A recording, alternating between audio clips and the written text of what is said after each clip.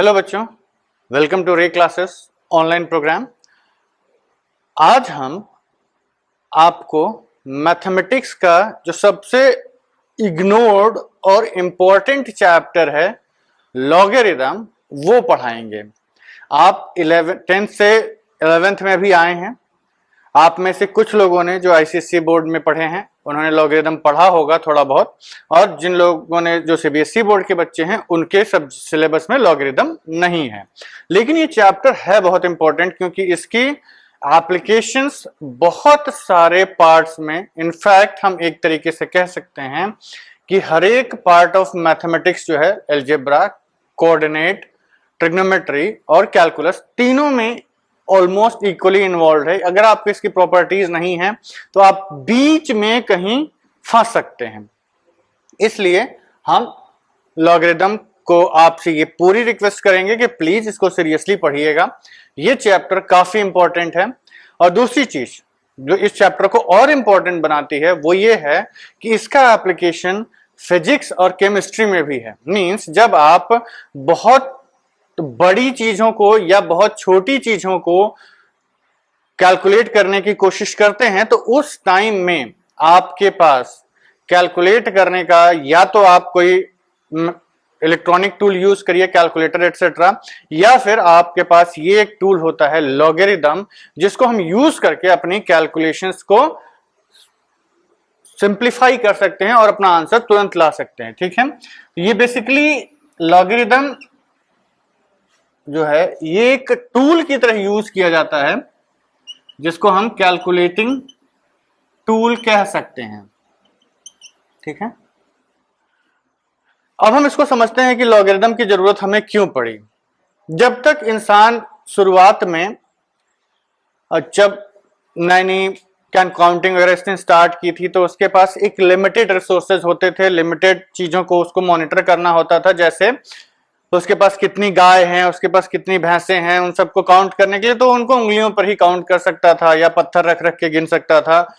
धीरे धीरे जैसे जैसे मानवता का विकास हुआ, धीरे धीरे ये जानकारी, ये जो काउंटिंग की जरूरतें हैं, चीजें हैं, उनका नंबर बढ़ने लगा। इंसान का लालच बढ़ता गया, उसने धीरे धीरे धीरे धीरे बहुत सारी चीजें इकट्ठा करने लगे और उसका जो ज्ञान था वो भी बढ़ने लगा। धीरे धीरे इतनी बड़े बड़े नंबर्स इन्वॉल्व हो गए ह्यूमन बींग्स के कैलकुलेशंस में, जिनको साथ कैलकुलेट करना बिल्कुल भी आसान नहीं था। जैसे फॉर एग्जाम्पल हम आपसे कहें कि स्पीड ऑफ लाइट, स्टार्टिंग में तो आदमी को पता ही नहीं था कि अपनी स्पीड कितनी है, लाइट की स्पीड की तो बात ही छोड़ दीजिए। पर धीरे धीरे जैसे जैसे मनुष्य ने विकास किया उसने अपना ये स्पीड ऑफ लाइट वगैरह, radius of atom, neutron, proton, electron, ये सब कैलकुलेट करना स्टार्ट कर दिया। तो बेसिकली अगर हम मान लें कि ये हमारी बेंच मार्क लाइन थी जिससे हमारा जीरो से स्टार्ट हुई थी काउंटिंग, तो we have progressed a lot in both the directions. हमारे नंबर्स पॉजिटिव साइड में भी बहुत ह्यूज हो चुके हैं और निगेटिव साइड में भी बहुत ह्यूज हो चुके हैं। तो इन ह्यूज नंबर्स के साथ डील करने के लिए इनिशियली हमारे पूर्वजों ने एक टूल डेवलप किया था जो कि कैलकुलेशंस को इजी कर देता है। ठीक है, इसमें हम कहते हैं कि जैसे आपको अगर लिखा जाए कि 3 इंटू 10 टू द पावर 8, ये हम मान लेते हैं कि हम इजी नंबर्स ले रहे हैं, बड़े बड़े नंबर्स को बाद में लिया जाएगा। 10 टू द पावर 8 है और इसको हमें मल्टीप्लाई करना है 2 इंटू, सपोज करिए 10 टू द पावर 7 से। यहां पर ये मल्टीप्लिकेशंस काफी आसान है। क्यों? क्योंकि आप कहेंगे कि ये आपका हो जाएगा 6 इंटू 10 टू द पावर 15। ये इजी मल्टीप्लिकेशन था, ये इजी था। क्यों? क्योंकि आपने पावर एक्सपोनेंट्स जो होते हैं लॉगरिथम के, उसकी एक्सपोनेंट्स जो होते हैं नंबर्स के, उनकी प्रॉपर्टीज का यूज किया कि अगर दो नंबर्स मल्टीप्लाई हो रहे हैं तो उनकी पावर्स ऐड हो जाती हैं। ये आपके बेसिक एक्सपोनेंट्स की प्रॉपर्टीज होती हैं। ठीक है, ठीक। लेकिन अगर मान लीजिए यहीं पर 10 टू द पावर 8 की जगह 9 9 9 8 7 6 5 4 दिया है और दूसरे नंबर में 10 टू द पावर 7 की जगह 4 5 3 2 1 6 5 ऐसे कुछ दिया हुआ है। अब इन दोनों नंबर्स को बेसिकली देखा जाए तो ये नंबर क्या लिखा हुआ है आपका 9.998765 इंटू 10 टू द पावर 2 2 4 2 6 7 7 लिखा हुआ है। तो इन दोनों को मल्टीप्लाई करना एक बहुत ही टीडियस और कठिन जॉब है। तो जैसे जैसे नंबर्स बड़े होते जाते हैं इनका मल्टीप्लिकेशन कठिन हो जाता है। तो लॉगरिदम की हेल्प से हम क्या करते हैं, इन नंबर्स को एक कॉमन नंबर की पावर में कैलकुलेट करते हैं। जैसे इसको हम एक कन्वर्ट करके कॉमन नंबर की पावर में अगर रखें तो कितना बनेगा, ठीक है। सपोज करिए ये आपका 10 टू द पावर x बन गया और ये आपका 10 टू द पावर y बन गया, या 2 टू द पावर x और 2 टू द पावर y बन गया। मतलब देखिए ये एक बड़ा नंबर है, छोटा नंबर जो भी हो, 10 की पावर में हम कोई एक ऐसी पावर रख सकते हैं जिससे ये नंबर मिल जाए हमें, ठीक है। अब अगर हम इन दोनों को मल्टीप्लाई करने की बात करें तो 10 to the power x into 10 to the power y, आप कहेंगे 10 to the power x plus y। Multiplication से एडिशन हमेशा इजी होता है, आप तुरंत ही ऐड करके रिजल्ट दे देंगे। और फिर अगर हम एंटी लॉग यूज करके ये नंबर कैलकुलेट कर ले गए तो ऐसा नंबर ढूंढ लेंगे 10 to the power x plus y, तो ये हमारा आंसर हो जाएगा। तो बेसिकली हम क्या करते हैं लॉगरिदम में कि इन नंबर्स को एक पर्टिकुलर नंबर की एक्सपोनेंट में लिखते हैं और उनको मल्टीप्लाई करने के बजाय उनके एक्सपोनेंट्स को ऐड कर देते हैं। इससे हमारी कैलकुलेशंस इजी हो जाती हैं, ठीक है। अब हम लोग लॉगरिदम के इंट्रोडक्शन में काफी कर चुके हैं, अब हम लोग धीरे धीरे इसको स्टार्ट करते हैं पढ़ना। लॉगरिदम पढ़ने से पहले आपको समझना होगा कि what is the meaning of exponents and what are its properties. तो एक लाइन से हम इसकी सारी प्रॉपर्टीज को डिस्कस करेंगे। आपको ये प्रॉपर्टीज बाय हार्ट याद होनी चाहिए। एक्सपोनेंट्स में हम ये कहते हैं कि अगर आपके पास कोई number a to the power x is equal to y type का लिखा हुआ है तो इसको हम कहते हैं कि ये नंबर एक्सपोनेंशियल फॉर्म में लिखा हुआ है। ये आपका रिप्रेजेंटेशन एंड मीनिंग एक्सपोनेंट्स का है। a to the power x is equal to y, यहां पर इसको हम कहते हैं बेस, इसको हम कहते हैं एक्सपोनेंट और पावर, और इसको हम कहते हैं जो भी हमारा रिजल्ट आया है वो। ये है आपका रिप्रेजेंटेशन ऑफ एक्सपोनेंट्स। ऐसे ही हम इसी को कन्वर्ट करके लॉगरिदम का रिप्रेजेंटेशन समझेंगे। उसके पहले हम एक एक करके एक्सपोनेंट्स की प्रॉपर्टीज समझते हैं। तो एक्सपोनेंट्स की प्रॉपर्टीज के लिए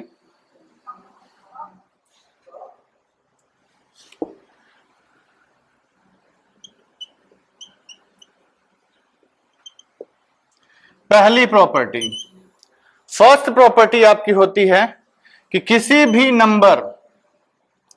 नंबर का अगर आप 0 पावर रेज करते हैं तो ये आपका 1 के बराबर आता है, ठीक है। Any number raised to 0 power will give you 1। a to the power m का मतलब आपको पता है क्या होता है, a को हम m टाइम्स मल्टीप्लाई कर देते हैं। ये m टाइम्स हमने a को मल्टीप्लाई किया है, यही मतलब होता है a to the power m का। सेकेंड प्रॉपर्टी, अगर आपके पास a to the power m into a to the power n है, मतलब एक पर्टिकुलर बेस, दोनों बेस सेम है, इन दोनों को हमने अलग अलग पावर्स में रेस किया हुआ है तो ये पावर्स ऐड हो जाती हैं, ठीक है। ये पावर्स ऐड हो जाती हैं। अब कैसे, आप सोचिए, इसी को a to the power m आपने मल्टीप्लाई किया, फिर a to the power n, इसको इक्वल टू लिखेंगे तो यहां कितनी बार लिखेंगे, a को हमने m टाइम्स मल्टीप्लाई किया और फिर a को n टाइम्स मल्टीप्लाई कर दिया, तो टोटल कितनी टाइम्स मल्टीप्लाई किया है, m प्लस n टाइम्स, ठीक है। प्रूफ आप लोगों ने पहले पढ़ा होगा, वेरी सिंपल। थर्ड प्रॉपर्टी होती है आपकी a to the power m whole divided by a to the power n। ध्यान रखिएगा, इसमें सबसे इंपॉर्टेंट चीज होती है कि आप इन बेस को ऑल्टर नहीं करेंगे, इन बेसिस को सेम ही होना है। ऐसा नहीं कि 2 to the power 6 into 5 to the power 10 है तो आप वहां भी पावर्स को ऐड कर दें, दोनों बेस सेम होने चाहिए। यहां पर a to the power m minus a to the power n, इसका भी प्रूफ सिंपल है। आप a to the power m upon a to the power n, इसको क्या लिखते हैं, a to the power m को हम a इंटू a कितनी बार, m times divided by a into a कितनी बार, n टाइम्स। तो इसमें से हमारे कितने a कैंसिल हो जाएंगे, n a कैंसिल हो जाएंगे ना, बचेंगे कितने, m माइनस n। तो a multiplied m minus n times will give you a to the power m minus n। अब आते हैं हम फोर्थ प्रॉपर्टी पे। ये फोर्थ प्रॉपर्टी है आपकी a to the power m whole raise to the power n। ये आपका बनता है a to the power m into n, ठीक है।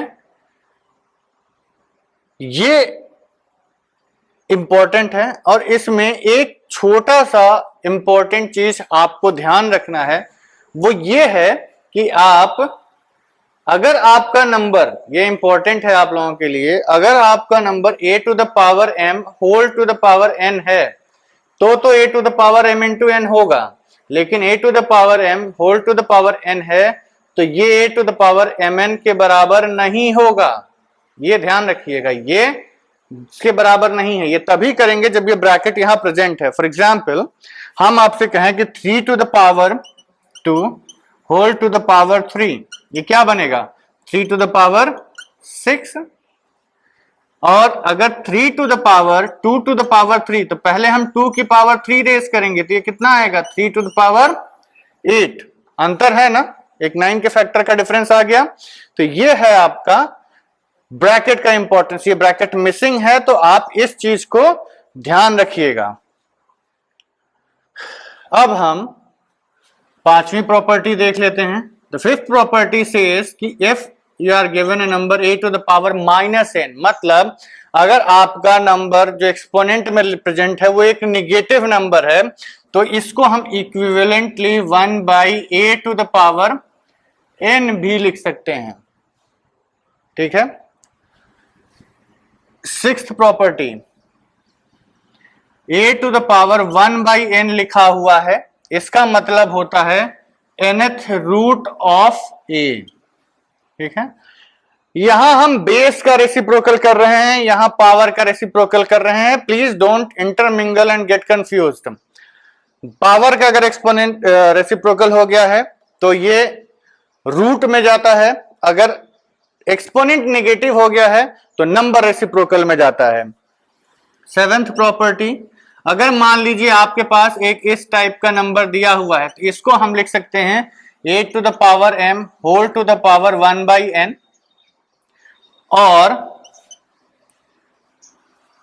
nth root of a to the power m, इसको हम लिख सकते हैं a to the power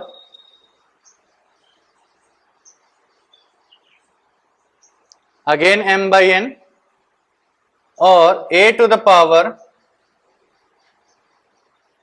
nth root of a to the power m और nth root of a whole to the power m, ठीक है। ये बेसिकली एक्सपोनेंट्स की कुछ ऐसी प्रॉपर्टीज हैं जो आपको याद होनी चाहिए, एकदम ऐसे याद होनी चाहिए कि आपको सोचना ना पड़े कि हमें कौन सी प्रॉपर्टी लगानी है तो क्यों हो रही है, कैसे प्रूफ कुछ नहीं, एकदम ऐसा होना चाहिए कि आपको बस सर पे ऐसे टैप किया कि क्वेश्चन देखते आपका आंसर आ गया, ठीक है। इसमें एक इंपॉर्टेंट चीज होती है कि अगर आपको दिया गया है कि a to the power m is equal to b to the power, या रादर पहले दूसरे a to the power n, तो इसका मतलब होता है m is equal to n, ठीक है। पर एक कंडीशन है कि a की वैल्यू 1 के बराबर नहीं होनी चाहिए, if a is not equal to 1। कारण सपोज करिए m 10 है और n 11 है, m is 10, n is 11, 1 to the power, अगर a को आपने 1 रख दिया तो 1 to the power 10 हो, 1 to the power 11 हो, इट डजंट मैटर, दोनों साइड में आंसर क्या आएगा आपका 1 ही आएगा। लेकिन अगर ये दोनों नंबर्स अलग अलग हैं तो डिफरेंट पावर्स पे सेम रिजल्ट नहीं देंगे। अगर आपका number m is equal to n के बराबर है तो, और sorry a to the power m is equal to a to the power n के बराबर है और a की वैल्यू 1 के बराबर नहीं है, तो हम ये कहेंगे कि a to the power m is equal to a to the power n implies that m is equal to n। ठीक है, ये आप इतना क्लियर रखिएगा। अब हम लोग इस पे बेस्ड कुछ क्वेश्चंस करते हैं। इन क्वेश्चंस को आप लोग ट्राई करिए वीडियो पॉज करके। ये एक्सपोनेंट पे बेस्ड क्वेश्चंस ही हैं, इनको आप एक्सपोनेंट की प्रॉपर्टीज लगा के ट्राई करिए, वीडियो पॉज कर लीजिए, आंसर ले आइए और उसके बाद हमारे आंसर से मैच कर लीजिए। ठीक है, तो फर्स्ट क्वेश्चन आपका है सॉल्व फॉर x,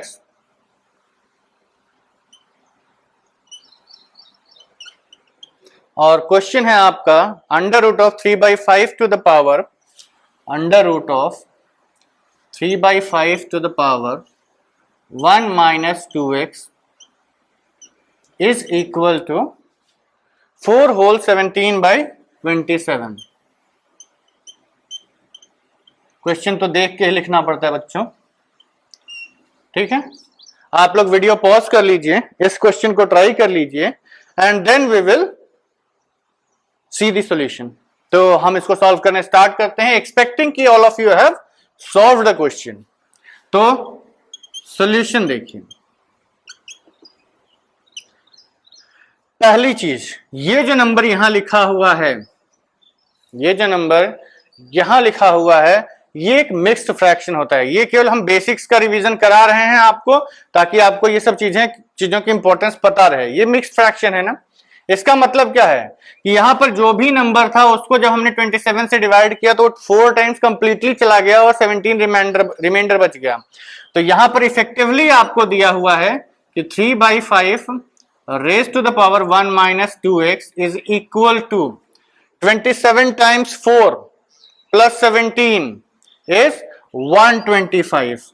कैलकुलेट कर लीजिएगा अपॉन 27। अब देखिए, क्वेश्चन को करने से पहले हम आपको पहले इस क्वेश्चन की अप्रोच समझा देते हैं। इस क्वेश्चन का अप्रोच ये है कि हमारे पास यहां एक्सपोनेंट में वेरिएबल है, एक्सपोनेंट में वेरिएबल है। अगर आपको इसको इसके बराबर प्रूफ यूज करते हुए x की वैल्यू निकालनी है तो यहां आपको 3/5 जनरेट करना होगा। क्यों? क्योंकि अभी हमने जस्ट पढ़ा एक प्रॉपर्टी कि अगर दो नंबर्स एक नंबर जिसकी की वैल्यू 1 के बराबर नहीं है, उसकी डिफरेंट पावर्स, दो पावर्स आपने रेज की और दोनों की वैल्यू सेम आ गई, तो हम ये कहेंगे कि the exponent should be same. तो ये एक्सपोनेंट हमें इक्वेट करना है, तो यहां पर हमें 3/5 का एक्सपोनेंट जनरेट करना पड़ेगा। ठीक है, और देख के भी लग रहा है कि ये 3/5 से रिलेट कर जाएगा। So what we do, we start manipulating the exponents. ये बेसिकली रूट, जब यहां पर कोई नंबर मेंशन्ड नहीं है तो ये स्क्वायर रूट की बात करता है, 1/2 पावर की बात करता है। अगर यहाँ 3, 4, 5, 6 या कुछ भी लिखा हो तो वो उस रूट की बात करता है। जैसे 3 लिखा है तो क्यूब रूट, 4 लिखा है तो 1/4 पावर की बात करता है। यहां पर nothing is mentioned, it means it is written that 3/5 whole raised to the power 1 minus 2x whole divided by 2। ठीक है, अब इसकी वैल्यू इसके बराबर है। ये बेसिकली देखिए तो ये 5 का क्यूब है और ये 3 का क्यूब है। 5 5 25, 5 125, 3 9, 3 27। इसमें तो कोई रॉकेट साइंस है नहीं बच्चों। तो ये बेसिकली बना आपका 3/5 whole raise to the power 1 minus 2x/2 is equal, देखिए मल्टीप्लीकेशन में नहीं है। You should always be very careful while writing the exponents, क्योंकि कभी कभी बच्चे एक्सपोनेंट को इतना बड़ा लिख देते हैं कि नंबर के बराबर दिखने लगता है और अगले स्टेप में उसको मल्टीप्लाई करके आंसर ले आते हैं। This is a very dangerous thing. तो this is 5/3 whole to the power 3।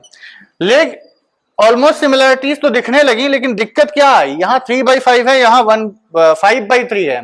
तो क्या करेंगे हम, हमें पता है कि अगर a टू द पावर -1 कर दें तो ये 1/a हो जाता है ना। तो इसको अगर हम 5/3 टू द पावर -1 कर दें तो ये क्या आ जाएगा 3/5, वही हमें चाहिए। तो आप क्या करिए, इस 5/3 टू द पावर 3 को -1 इंटू -3 कर दीजिए। बेसिकली अभी भी 3 लिखा है ना, 3 लिखा है, तो ये -1 जब हम अंदर ले जाएंगे तो 3/5 हो जाएगा और बाहर -3 बच जाएगा आपका। ठीक है, इतना डिटेल में सोचने की जरूरत नहीं है। यदि आपको समझ में आ गया तो you can directly write down the answer 1 - 2x/2 is equal to 3/5 to the power -3। अब हमारे पास एक ऐसा बेस है जिसकी की वैल्यू 1 के बराबर नहीं है और वो दोनों साइड सेम है। दोनों साइड में हमने कुछ पावर्स रेज की हुई हैं और ये कहा कि इन दोनों की वैल्यू कैलकुलेट करने के बाद एग्जैक्टली सेम आ जा रही है। तो क्या ये दोनों नंबर्स सेम होंगे? यस, ये दोनों पावर में नंबर्स लिखे हुए हैं। Since 3/5 is not equal to 1, therefore 1 - 2x/2 should be equal to -3। अब आप इस क्वेश्चन को सॉल्व कर सकते हैं। ये आपके पास एक बहुत ही सिंपल 1 वेरिएबल में लीनियर इक्वेशन आ गई है। तो इसको देखिए, आप यहां से आपको मिला 1 - 2x इज इक्वल टू -6, इस 2 को उधर ले गए, वहां से आपको मिला इस 2x को इधर ले जाइए, 6 को इधर ले आइए, तो 2x इज इक्वल टू 6 + 1 7 और x इज इक्वल टू कितना आ गया आपका 7/2। यही आपका आंसर है 7/2। 7/2 इज द राइट आंसर। आप सब में से जितने लोगों का आंसर 7/2 आया है, they deserve a huge round of applause. और जिन लोगों का नहीं आया है, आप लोग थोड़ी मेहनत करिए, आपका भी आंसर आएगा। ठीक है, logarithm is a very easy but very important chapter, ये आप लोग ध्यान रखिएगा। ठीक है, अब हम एक क्वेश्चन और यहां लिखते हैं। You should pause the video, try the question and then look at the solution. देखिए बच्चों, क्वेश्चन करने हमारे साथ करने का कोई फायदा नहीं है। यदि आपको आता है तो क्वेश्चन खुद से कर लीजिए और नहीं आता है तो सॉल्यूशन देखने के बाद आप उसको कर लीजिए। लेकिन हम कर रहे हैं, साथ में आप भी अपना दिमाग लगा रहे हैं, सोच रहे हैं कि you are doing the question, this is merely you are trying to deceive yourself. आप केवल अपने आप को धोखा दे रहे हैं। हम सॉल्व करते जा रहे हैं, स्टेप्स बोल रहे हैं, आप भी फटाफट कर ले रहे हैं, तो वो कोई नहीं होता। हम क्वेश्चन लिखें, आप उसको वो वीडियो पॉज कर लीजिए, ट्राई कर लीजिए एंड गेट द आंसर। ठीक है, क्वेश्चन है आपका, if a to the power x is equal to, if a to the power x is equal to b to the power y is equal to c to the power z and b square is c and b square is equal to ac, तब आपको proof करना है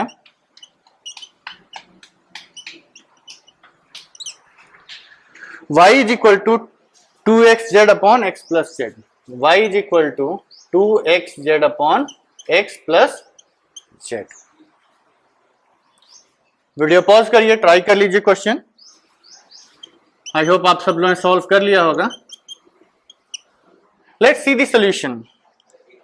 अब देखिए बच्चों, हम इस question को सॉल्व करने से पहले आपको थोड़ा ज्ञान दे दें। ज्ञान तो वैसे मैथमेटिक्स का भी दे रहे थे, अब हम आपको जीवन का ज्ञान देंगे। कुछ जीवन के ज्ञान होते हैं जो केवल बड़ों से ही मिल पाता है। क्यों? क्योंकि वो ज्ञान केवल एक्सपीरियंस से आता है, और इस चीज को आप ध्यान रखिएगा।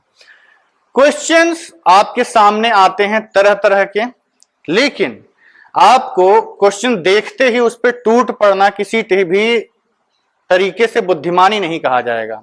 Means as soon as you see the question you start applying various kind of concepts. आपने 25 तरीके की थियरी लगा दी, कुछ रिसर्च भी कर लिया उसी में, but ultimately what you are doing, आप अपना टाइम वेस्ट कर रहे हैं। आपको क्वेश्चन को पहले देख के समझना चाहिए। आप you should start developing a relationship with the question. आपको एक क्वेश्चन के साथ एक प्रकार का रिश्ता बनाना है ताकि आप उसको समझ सकें। आप उसको समझने की कोशिश करिए। पहले क्वेश्चन को समझिए, उसकी कैटेगराइज करिए कि वो किस लेवल का क्वेश्चन है, किस कॉन्सेप्ट का क्वेश्चन है। उसके बाद आप उस पर सेलेक्टिव अप्रोच लगाइए। ये नहीं कि हम रैंडमली हम अपनी अप्रोच को सेलेक्ट करके रैंडमली लगाते जाएं और then we will get a answer. नहीं, ऐसा नहीं होता है। अगर आपको दीवार पे कील गाड़नी होती है तो आप हथौड़ा मारते कहां हैं? कील पे मारते हैं, आप पूरी दीवार पर हथौड़ा नहीं मारते हैं इस उम्मीद में कि कभी ना कभी वो हथौड़ा कील पे लगेगा और कील अंदर चली जाएगी। ये नहीं होता है अप्रोच। किसी जीवन की किसी भी चीज के लिए आप हमेशा अप्रोच यही रखिए कि पहले सोच लीजिए कि हमें किस रास्ते पर जाना है और उसके बाद आप उस रास्ते पर चलना स्टार्ट करिए, ताकि ऐसा ना हो कि आपको कुछ दूर चल के वापस आना पड़े। इसलिए प्लीज बी केयरफुल, पहले ही सोच लीजिए कि किस टाइप का अप्रोच आपको लगाना है। और दूसरी चीज, मैथमेटिक्स में क्वेश्चंस ऐसा नहीं होता है कि कोई दैवी शक्ति आती है और क्वेश्चन को प्रकट करके चली जाती है। क्वेश्चन बनाने वाले भी हम जैसे ही, आप जैसे ही लोग होते हैं जो एक क्रिएटिव आइडिया लगाते हैं और एक क्वेश्चन को डेवलप करते हैं। तो वो जो आइडियाज लगाए जाते हैं वो सारे हमारी पास्ट नॉलेज पे बेस्ड होते हैं। तो यदि आप भी ये पास्ट नॉलेज अच्छे से अपने दिमाग में बिठा लें तो आप भी ये प्रेडिक्ट कर सकते हैं कि ये क्वेश्चन बनाने वाले ने कौन सा आइडिया सोचा होगा। जैसे इस क्वेश्चन में अगर आप ध्यान से देखें तो ये जो यहां पे चीज दी हुई है, यही आपके लिए सबसे important hint for the question है। इस टाइप के जितने भी क्वेश्चन जहां भी आपको बहुत सारी चीजें एक ही बराबर दिखाई दें, आप उन सबको क्या करिए, उन सबको एक पर्टिकुलर क्वांटिटी के बराबर मान लीजिए। Let a to the power x is equal to b to the power y is equal to c to the power z। इसको हम k मान लेते हैं। Therefore a to the power x की वैल्यू कितनी आई, k।